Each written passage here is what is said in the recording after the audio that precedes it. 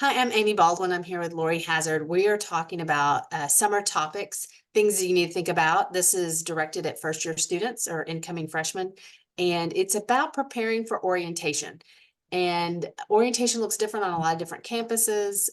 Chances are your student is scheduling the time and the day that they're going to be coming in. So what could they do to maximize this process? What is it about and why is it important? And then what can they do to maximize it? Mhm.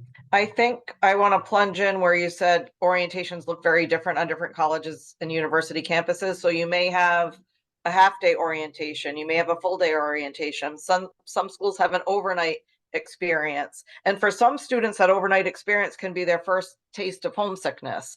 I also want to mention that many colleges and universities have parallel parent, family, and supporter orientations that are taking place at the same time.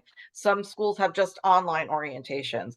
But the main thing with all of the different forms and style of orientation is it's really important for students to participate in them wholly and fully.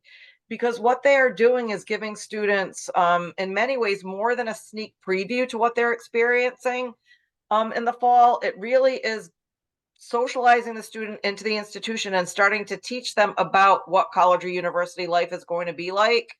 And you don't want to be a student who says, "Oh, I'll deal with it when I get there." You want to start the process of reflecting on this journey, and it's a growth journey, and it will take place over time. So it's good over the summer to start thinking about what is this going to be like, and for there's this term in psychology called anticipatory problem solving, to start thinking about all of the information that I'm getting over the summer and an orientation, and kind of reflecting on myself and what I know about myself. What challenges am I going to have based on the things that we're learning during orientation? And like I said, I have experienced where we had an overnight orientation at the institution that I was at, and students have had their first jolt of homesickness, or their Mm. first jolt of, is am I going to be able to do this academically? And so it's kind of a good temperature reading orientation, because then when you get there, that might be something that I have to anticipate getting support with or working on.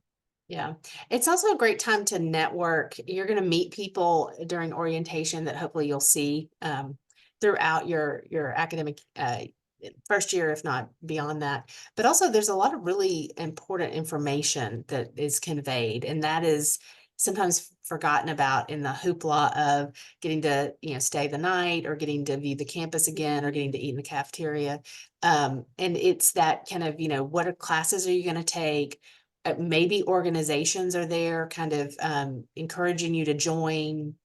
There's going to be kind of a little overwhelm, is there not? And what is the best strategy for students and parents when they go to orientation, whenever they're kind of inundated with all of that information and content?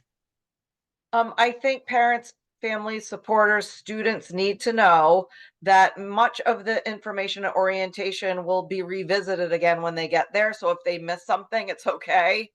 I think the other important thing to focus on for traditional first year students is students will meet friends at orientation. And sometimes, because of that adolescent peer pressure stage that they're at, students will glom onto each other and make fast friends at orientation. And then some students don't have that experience, so they're feeling left out, and that puts them in a bit of a panic. So sometimes the friend that you meet at orientation will be a friend that you have for 4 years, but other times it's not.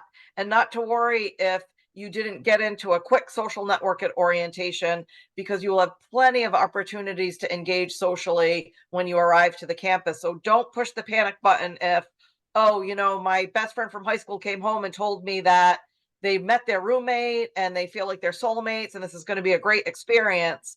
If you didn't have that experience, you will eventually find your people, and not to worry about that, because sometimes those fast friends at orientation, the relationship blows up 3 or 4 weeks into the semester. So to kind of be realistic about those relationships that are being formed at that time, I think that's important advice. And so to parents out there, if your student's calling you in a panic about that, try to norm the experience for them, and give them the sort of advice that I just talked through. Thank you.